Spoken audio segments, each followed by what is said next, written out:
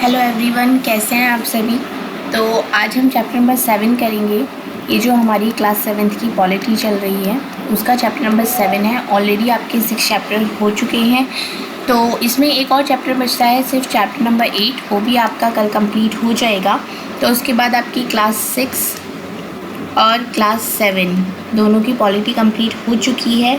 उसके बाद हम अपनी क्लास 8 की पॉलिटिकल साइंस कंप्लीट करेंगे, ठीक है। अगर आप सीटेट के एग्ज़ाम के लिए सीरियस हैं और सीरियसली चाहते हैं कि आपका सीटेट का इस बार जुलाई वाला एग्ज़ाम क्लियर हो जाए और आप अपने करियर में आगे बढ़ें, तो अभी भी टाइम है। आप अभी से अपनी तैयारी शुरू करके भी इस एग्ज़ाम को क्लियर कर सकते हैं। आपको एनसीईआरटी की बुक्स, एनसीईआरटी का बेस क्लियर करना ही पड़ेगा। उसके बिना आप अपना एग्ज़ाम क्लियर नहीं कर पाएंगे, ठीक है। तो चलिए चैप्टर को स्टार्ट करते हैं। चैप्टर नंबर 7, इसका नाम है हमारे आसपास के बाज़ार। इस चैप्टर में से हर बार सीटेट का क्वेश्चन आता है। बाज़ार में से हमेशा एक क्वेश्चन आता है जो आता है, चाहे वो साप्ताहिक बाज़ार और दूसरे तरीके के बाज़ारों में अंतर वो पूछ ले, चाहे साप्ताहिक बाज़ार क्या होता है इसी बारे में पूछ ले। बहुत सारी चीज़ें हैं, किसी भी तरीके से घुमा फिरा के क्वेश्चन पूछा जाता है, लेकिन इस चैप्टर से क्वेश्चन आता ही आता है, ठीक है। तो आप इसको ध्यान से पढ़ें और समझें। जैसे कि हम बाज़ार में जाते हैं, तो बाज़ार में हम क्यों जाते हैं? बाज़ार में बहुत सारी चीज़ें खरीदने के लिए जाते हैं, रोज़मर्रा की चीज़ें खरीदने के लिए जाते हैं, साबुन, मसाले, ब्रेड, बिस्किट, चावल, कपड़े, दाल आदि। और हम जो भी कुछ खरीदते हैं उन सब की एक लिस्ट बना लेते हैं, जो कि काफ़ी लंबी होगी। बाज़ार में कई प्रकार के होते हैं जहाँ पर अपनी रोज़मर्रा की ज़रूरतों के लिए जाते हैं। जैसे कि कुछ बाज़ार होते हैं, पड़ोस की गुमटी हो गई, साप्ताहिक हाट हो गया, बाज़ार हो गया, बड़े बड़े शॉपिंग मॉल हो गए, शॉपिंग कॉम्प्लेक्स हो गए। मतलब इन पूरे चैप्टर में आप इन चीज़ों के बारे में ही समझेंगे। और दूसरी चीज़ आती है, अब आपने अगर मार्केट जाना है और आपने अगर मार्केट के सामान की लिस्ट बना ली, तो ज़रूरी है कि आप एक ही मार्केट में जाएंगे और वहीं सारे हो जाएंगे। कहीं ऐसा तो आपको बर्तन खरीदने हैं और आप गए कपड़े वाली मार्केट में, तो बर्तन खरीदने के लिए आपको अलग दूसरी मार्केट में जाना पड़ेगा जहाँ पे सारी बर्तन की शॉप होती हैं। तो अलग अलग जगह पर अलग अलग चीज़ें मिलती हैं, ठीक है। अब जैसे कि यहाँ पर भी आप देख सकते हैं, ये बुक स्टोर है। यहाँ पर ये सब्ज़ी बेच रहे हैं। नीचे कुछ इस तरीके की दुकानें होती हैं, कुछ इस तरीके की डमी वगैरह लगी हुई होती हैं। ये आपकी हो गई यहाँ पर शॉपिंग मॉल, ये शॉपिंग कॉम्प्लेक्स हो जाते हैं जहाँ पर आपको सारा सामान मिल जाता है। कुछ वो होते हैं जिसमें कि आपका हर माल 20 रुपये, हर माल 35 रुपये, हर माल 50 रुपये में मिलता है। कुछ ऐसे खाने पीने की दुकानें भी होती हैं जहाँ पर आपको सभी तरीके का खाना नाश्ता मिल जाता है। अब हम बात करते हैं मेनली आपका साप्ताहिक बाज़ार। साप्ताहिक बाज़ार क्या होता है? साप्ताहिक बाज़ार जो होता है, ये इसका नाम इसलिए पड़ा है क्योंकि यह सप्ताह में किसी एक निश्चित दिन लगता है। आपने देखा होगा कि कहीं पर आपका सोमवार बाज़ार लगता है, कहीं पर आपका मंगल बाज़ार लगता है, कहीं पर आपका बुध बाज़ार लगता है, कहीं पर आपका शुक्र बाज़ार लगता है, ठीक है। तो इस तरीके से आपके अलग अलग दिन एक निश्चित डिसाइड होता है। जैसे कि किस शहरों में मंगल बाज़ार लगता है, कुछ शहरों में शुक्र बाज़ार लगता है, ठीक है। इसमें क्या होता है, ये जो इस सप्ताह बाज़ार में रोज़ खुलने वाली पक्की दुकानें नहीं होती हैं। इसमें क्या होता है, रोज़ दिन में वो सुबह में अपनी दुकान लगाते हैं और शाम में होने तक उन्हें वो समेट लेते हैं, ठीक है।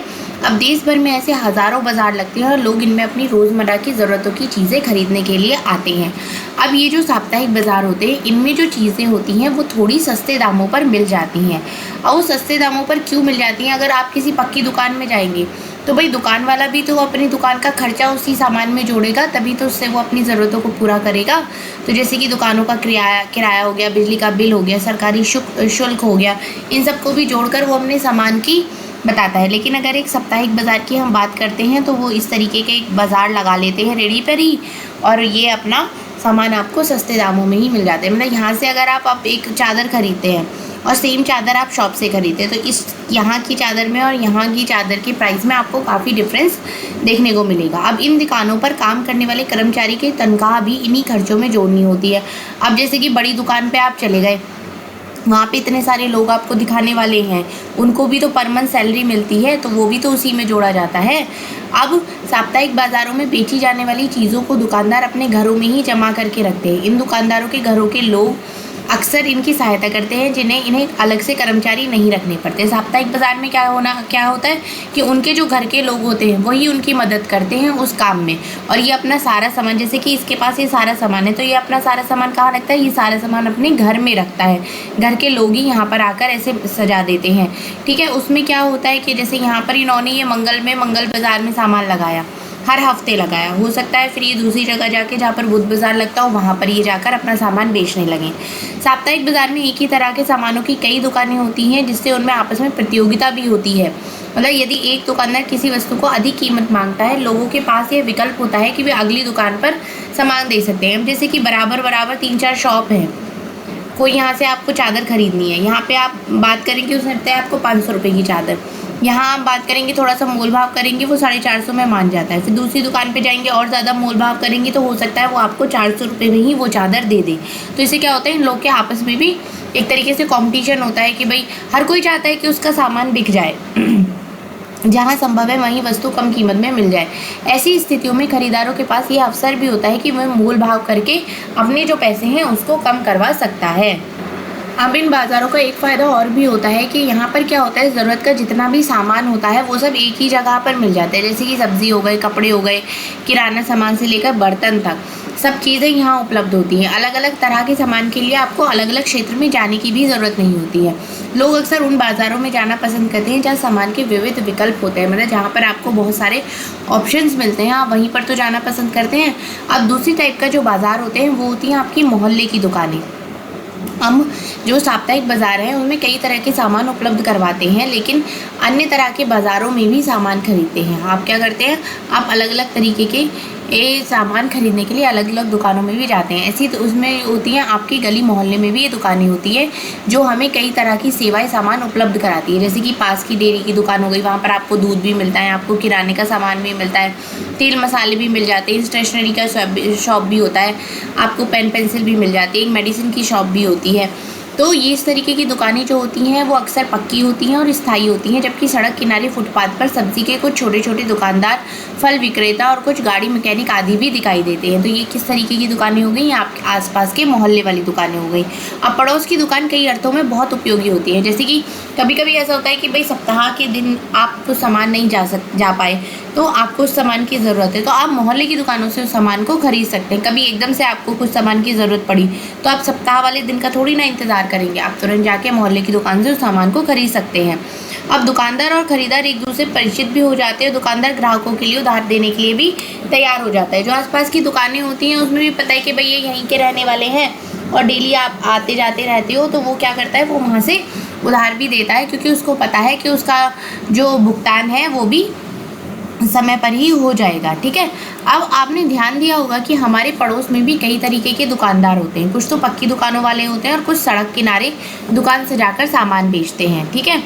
अब एक और इसमें चीज़ आ जाती है, यह आता है आपका शॉपिंग कॉम्प्लेक्स और मॉल। ठीक है। आपने देख लिया साप्ताहिक बाजार किस तरीके के लगते हैं, मोहल्ले वाली दुकानें किस तरीके की होती हैं। अगर आप बड़े बड़े शहरों में गए हैं और वहाँ पे आपने देखा है तो वहाँ पर बहुत बड़े शॉपिंग कॉम्प्लेक्स होते हैं और मॉल होते हैं। अब जैसे कि आपने पहला देख लिया साप्ताहिक बाजार, दूसरा देख लिया पड़ोस की दुकान।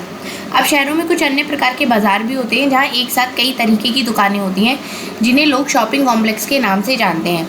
अब यहाँ पर क्या होते हैं, ये बहुमंजिला इमारतें होती हैं, देखने में को मिलेंगी, जहाँ पर अलग मंजिल पर अलग अलग तरह की वस्तुएं मिलती हैं, उन्हें मॉल कहा जाता है। जैसे कि इस तरीके का एक मॉल है, इसकी अलग अलग मंजिल पर अलग अलग तरीके की दुकानें हैं और अलग अलग तरीके का सामान मिलता है। यहाँ पर बड़ी बड़ी कंपनी हो गई, ब्रांडेड सामान मिलते हैं, और कुछ कोई ब्रांड नहीं होती उसके सामान भी यहाँ पर मिलते हैं। अब विज्ञापन वाले अध्याय में आपने पढ़ा था कि ब्रांडेड सामान जैसी कंपनियां बड़े बड़े विज्ञापन देकर क्वालिटी के दावे करके बेचती है, जो कि महंगा होता है। आपने देखा था ना कि भाई ऐड के थ्रू पैसा कमाते हैं। भाई किसी चीज़ का आपने टीवी पे सपोज़ ऐड देखा, तभी तो आप उसको ख़रीदने के लिए जाओगे ना, कि भाई हमने ये चीज़ टीवी में देखी है तो अभी हमें ये चीज़ ख़रीद के लानी है, तो वो एक चीज़ हो जाती है। तो कंपनियां अपने ब्रांडेड उत्पादकों को बड़े शहरी बाज़ारों और अपने विशेष शोरूम में बेचने के लिए रखती है।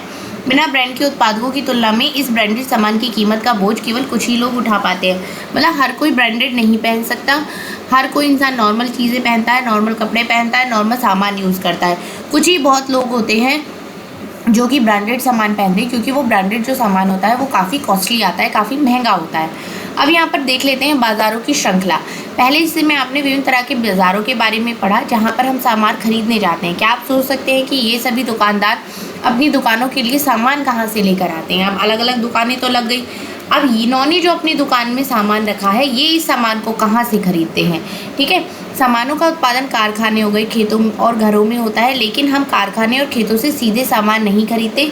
चीज़ों का उत्पादन करने वाले हमें कम कीमत में दे रहे, जैसे कि 1 किलो सब्जी या एक प्लास्टिक कप आदि बेचने में रुचि नहीं रखते हैं। जहाँ जिसको आप कहते हैं ना कि होलसेल का मार्केट है, ये यहाँ पर होलसेल का सामान मिलता है, यहाँ पर चीज़ें सस्ती मिल जाती हैं। जब आप कोई भी सामान बल्क में खरीदते हो, सपोज़ आपको कप खरीदने हैं और कप के सेट, आपको एक सेट तो आप घर के लिए खरीदोगे, लेकिन अगर आप शॉप है आपकी कप की, क्रॉकरी की अगर आपकी शॉप है और क्रॉकरी का आइटम खरीद रहे हो तो जाहिर सी बात है कि आप बल्क में ही खरीदोगे। तो जहाँ पर आप सिंगल कप का सेट 100 रुपये का खरीदते हो, वहीं अगर आप बल्क में चीज़ें खरीदते हो तो हो सकता है वो आपको सेट 70 रुपये का पड़ जाए या 60 रुपये का भी पड़ सकता है। ठीक है, तो वो क्या हो गया, एक बल्क में खरीदने वाली चीज़ हो गया। कारखानों में लिए यहाँ पर इस तरीके से सामान खरीदा जाता है। अब वे लोग जो वस्तु के उत्पादक और वस्तु के उपभोक्ता के बीच में होते हैं उन्हें व्यापारी कहा जाता है। ठीक है, अब उत्पादक और उपभोक्ता क्या होता है कि मतलब जहाँ से आप सामान खरीदते हैं और जो सामान बेचता है उसके बीच में जो लोग होते हैं, जो यहाँ से यहाँ कहते हैं ना कि होलसेल का सामान आया वहाँ से पास किया है, शॉप पर जो डिलीवर करते हैं उनको क्या कहा जाता है? उनको व्यापारी कहा जाता है। पहले थोक व्यापारी बड़ी मात्रा या संख्या में सामान खरीद लेता है, जैसे कि सब्जियों का थोक व्यापारी कुछ किलो सब्जी नहीं खरीदता बल्कि वह बड़ी मात्रा में 25 से 100 किलो तक सब्जी खरीद लेता है। मैंने वही बोला था कि इन्हें वह दूसरे व्यापारियों को बेचता है। यदि खरीदने वाला और बेचने वाला दोनों व्यापारी होते हैं तो व्यापारियों की लंबी श्रृंखला, वह अंतिम व्यापारी जो अंततः वस्तु और उपभोक्ता को बेचता है, खुदकर या फुटकर व्यापारी कहलाता है। अब मैं आपको एक तो सिंपल लैंग्वेज में समझाती हूँ। जैसे कि सपोज सब्ज़ी की बात चल रही है, यहाँ पर आप एक व्यापारी हैं, आपने 1 किलो 2 किलो सब्ज़ी तो खरीदेंगे नहीं, आपने 100 किलो सब्ज़ी खरीद ली। आप क्या करेंगे, आप 100 किलो सब्ज़ी आपके पास है, ठीक है। जो छोटे छोटे व्यापारी हैं, जो छोटा छोटा ठेला लगाते हैं या रेडी लगाते हैं, वो आपके पास आएंगे, ये व्यापारी आपसे सब्ज़ी खरीदेंगे, आप अपनी सब्ज़ी इन लोगों को बेचेंगे दाम में। तो ये क्या हो गया, ये भी व्यापारी हो गया और आप भी व्यापारी हो गए। ठीक है, दोनों। अब जो ये फुटकर व्यापारी है ये भी कहलाता है फुटकर व्यापारी, और ये जो एक अच्छा खासा इसने जो इतना सामान खरीदा हुआ है ये भी व्यापारी होता है। यह वही दुकानदार होता है जो आपकी पड़ोस की दुकानों, साप्ताहिक बाजार या फिर शॉपिंग कॉम्प्लेक्स में सामान बेचता हुआ मिलता है। ठीक है, अब अगर हम बात करते हैं कि हम इसे यहाँ दिए गए उदाहरणों से समझेंगे, एग्जाम्पल्स की अगर हम बात करते हैं तो हर शहर में थोक बाज़ार का एक क्षेत्र होता है। आपको हर शहर में एक थोक बाज़ार मिल जाएगा। यहाँ वस्तुएं पहले पहुँचती हैं, यहीं से वह अन्य व्यापारियों तक पहुँचती है। जैसे कि मैंने बताया ना कि यहाँ पर एक थोक का व्यापारी है, इसके बाद अब चीज़ें बाकी और लोगों तक पहुँचती हैं। ठीक है, सड़क किनारे की दुकान का छोटा व्यापारी, जिसके बारे में आपने पहले पढ़ा था, बड़ी संख्या में प्लास्टिक का सामान शहर के थोक व्यापारी से खरीदता है। अब जैसे यहाँ पर एक प्लास्टिक का सामान है तो ये क्या करेगा, ये शहर में जाएगा, वहाँ पर थोक व्यापारी से बहुत सारा सामान खरीद कर आएगा और फिर यहाँ उसको बेचेगा। ठीक है, तो इसको क्या होता है, इसको प्रॉफिट हो जाता है। हो सकता है कि बड़ा व्यापारी अपने से भी बड़े थोक व्यापारी से सामान खरीदता हो। भाई ये छोटा व्यापारी, इसने सामान खरीदा इस व्यापारी से, हो सकता है ये भी सामान खरीदता हो इस व्यापारी से, और ये भी सामान खरीदता हो उससे भी बड़े व्यापारी से। समझ गए आप? तो इस तरह से बाजार की एक श्रृंखला बनी होती है। जब हम एक सामान खरीदते हैं तब हम ये ध्यान नहीं देते कि वह सामान किस किस के पास से सफ़र करता हुआ हमारे तक पहुंचा है। अब हम खरीदने वाले हैं ये सामान, हो सकता है यहाँ से फिर यहाँ आया, यहाँ से फिर यहाँ आया, यहाँ से फिर ये इसके पास आया, यहाँ से फिर ये हमारे पास आया है। ठीक है, अब नेक्स्ट जो बाज़ार आपका आ जाता है वो आता है हर जगह बाज़ार। हमने देखा है कि अलग अलग जगहों पर तरह तरह के बाज़ार हैं जहाँ तरह तरह की वस्तुएं जो है वो खरीदी बेची जाती है। ये बाज़ार अपनी अपनी जगहों और समय पर अपनी तरह से काम करते हैं। कई बार तो यह भी आवश्यक नहीं होता कि आप सामान खरीदने के लिए बाज़ार जाएं। अब तो हर तरीके के सामान के लिए फ़ोन या इंटरनेट पर भी ऑर्डर दिए जाते हैं और सामान आपके घर आ जाता है। इसका सबसे जो अच्छा आजकल एग्जाम्पल चल रहा है वो चल रहा है ज़ेप्टो और ब्लिंकिट। ठीक है, ये क्या है, ये इस तरीके की ऐप है। ये क्या है, डिफरेंट ऐप बनी हुई है। यहाँ पर आप क्या करें, यहाँ पर आप ऑर्डर करते हैं, 10 मिनट्स में डिलीवरी हो जाती है। ठीक है, लेकिन क्या होता है, डिलीवरी चार्जेस भी आजकल लगाने लगे हैं और बहुत सारी छोटी छोटी भी इनके हैंडलिंग चार्जेस हो जाते हैं, पैकेजिंग चार्जेस हो जाते हैं। कुछ ऐप इस तरीके की होती हैं जिसमें आपको एक दिन पहले ऑर्डर करना होता है, फिर अगले दिन आपके वो घर पर डिलीवर करते हैं। तो आजकल ये बहुत ईजी हो गया है, हर कोई ईजिली फ़ोन से ऑर्डर करके अपने घर पर सामान मंगवा सकता है। ठीक है, हमने देखा हो कि नर्सिंग होम और डॉक्टरों के क्लिनिक में भी कुछ कंपनियों के प्रतिनिधि अपना सामान बेचने का कार्य कर रहे होते हैं, जो कि MR होते हैं ना, अलग अलग डॉक्टर्स के पास जा जाके अपना मेडिसिन हो गया या अपनी चीज़ें हो गई वो सब बेचने के लिए जाते हैं। इस तरह हम देखते हैं कि बेचना खरीदना कई तरीक़ों से चलता रहता है। ये ज़रूरी नहीं है केवल बाज़ार की दुकानों से ही हो। अब ये ज़रूरी नहीं है कि आप गए हैं शॉप से सामान खरीदेंगे फिर अपने घर आएंगे, ऐसा कुछ नहीं है। आजकल जो तरीके हैं सामान खरीदने और बेचने के वो बहुत ज़्यादा बदल चुके हैं। अब ये तो बाज़ार के रूप में जो हम सीधे तौर पर दिखाई देते हैं, ऐसे भी कुछ बाज़ार होते हैं जिनके बारे में हमें जानकारी कम होती है, क्योंकि यहाँ बिकने और ख़रीदने जाने वाली जो चीज़ें होते हैं हम सीधे प्रयोग नहीं करते हैं। जैसे कि किसान अपनी फसल की पैदावार बढ़ाने के लिए कुछ खाद और उर्वरकों का इस्तेमाल करता है। ये उर्वरक वह शहर के ही कुछ खास दुकानों से खरीदता है, यहाँ खाद के कारखानों से माल मंगाया जाता है। एक कारखाने के द्वारा इंजन, गियर, पेट्रोल टंकियाँ, एक्सेल पहिए आदि अलग अलग कारखानों से खरीदे जाते हैं, परंतु इन सब में बेखबर हम कार के शोरूम में अंतिम उत्पाद कार को ही देखते हैं। हम चीज़ों के बनाने और बेचने में ही ऐसी कहानियाँ होती हैं। अब कहीं भी अगर कार आपने रिपेयरिंग का देखा होगा तो वहाँ पर कितनी सारी चीज़ें हैं जो कि अलग अलग जगह से आती हैं, लेकिन हम किसको देखते हैं, हम सिर्फ एक कार को ही देखते हैं। ठीक है, अब यहाँ पर बात आती है बाज़ार और समानता। इस अध्याय में हम पहले आसपास के कुछ बाज़ारों पर नज़र डाली। हमने साप्ताहिक बाज़ार से लेकर शॉपिंग कॉम्प्लेक्स तक की दुकानों और दुकानदारों को देखा। इन दोनों दुकानदारों में बड़ा अंतर है। एक छोटी पूंजी के व्यवसाय करने वाला दुकानदार है, जबकि दूसरा अपनी दुकान के लिए बड़ी पूंजी खर्च कर सकता है। इनकी आमदनी भी अलग अलग होती है। साप्ताहिक बाज़ार का छोटा दुकानदार शॉपिंग कॉम्प्लेक्स के व्यापारी की तुलना में बहुत कम लाभ कमा पाता है। इस तरीके के खरीदारों की अलग अलग स्थितियाँ होती हैं। ऐसे बहुत से लोग हैं जो सबसे सस्ता मिलने वाला सामान भी खरीद पाने की स्थिति में नहीं होते हैं। मतलब हर कोई ऐसा नहीं होता कि आप मॉल या शॉपिंग कॉम्प्लेक्स से ही शॉपिंग करें। कुछ लोग ऐसे होते हैं जो खाली दुकान से भी सामान नहीं खरीद पाते। कुछ लोगों को मैंने ऐसा भी देखा है कि 5-10 रुपये लेकर आएंगे कि भैया हमें 10 रुपये का घी दे दो या हमें 10 रुपये की चीनी दे दो।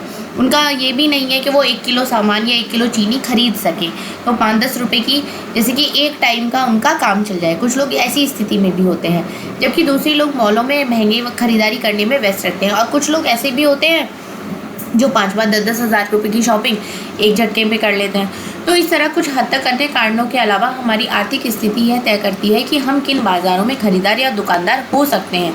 ये किसके ऊपर डिपेंड करता है, ये हमारी फाइनेंशियल कंडीशन के ऊपर डिपेंड करता है। क्या हम किसी नॉर्मल दुकान से सामान खरीदते हैं या किसी मॉल से खरीदते हैं, नॉर्मल सामान खरीदते हैं या कोई ब्रांडेड सामान खरीदते हैं। अब क्या बात आती है, हमारे सामान के उत्पाद से लेकर हम तक पहुंचने से बनने वाली बाज़ारों की श्रृंखला को हमने समझ लिया है। अब इस श्रृंखला से ही यह संभव होता है कि एक जगह उत्पादित होने वाला सामान लोगों के लिए हर जगह उपलब्ध हो जाए। वस्तुओं के बिकने से वस्तुओं का उत्पादन सीधा जुड़ा होता है। बनी हुई चीज़ों के बिकने से ही लोगों को रोज़गार मिलता है और उत्पादन भी बढ़ता है। परंतु क्या इस श्रृंखला के प्रत्येक स्तर पर लाभ के समान ही अवसर मिलते हैं, ऐसा जो है ये आप नेक्स्ट चैप्टर में आप उसको समझेंगे। अब एक और चीज़ होती है, यहाँ पर आप देख सकते हैं कि आजकल क्या है, ऑनलाइन डिलीवरी का बड़ा हिसाब चल गया है कि अगर आप सपोज़ जयपुर में हैं और आपको बनारस में कोई चीज़ मंगानी है तो आप जयपुर से उस चीज़ को ऑनलाइन ऑर्डर करके वो बनारस में आपको डिलीवर कर देगा। आपने ऑनलाइन जैसे कि अमेज़न हो गया, फ्लिपकार्ट हो गया, मिंत्रा हो गया, इस तरीके भी शॉपिंग ऐप्स हैं जिनसे आप ऑनलाइन सामान मंगवाते हैं और वो आपको बहुत दूर दूर से उस सामान को डिलीवर करते हैं। आपने देखा हो कि कुछ सामान को डिलीवर होने में टाइम लगता है, 1 वीक तक भी लगता है। तो वो क्यों लगता है, क्योंकि वो सामान आपके आसपास के क्षेत्र से नहीं, किसी दूसरे शहर से या हो सकता है साउथ साइड से आ रहा हो वो आपके पास सामान, तो उसमें क्या होता है, उसमें टाइम भी लगता है। तो चलिए ये चैप्टर आपने समझ लिया। ये चैप्टर बहुत इंपॉर्टेंट है। इस चैप्टर से हमेशा CTET में क्वेश्चन आता है, तो आप इसको ध्यान से ज़रूर पढ़िएगा। चलिए थैंक यू सो मच, मिलते हैं।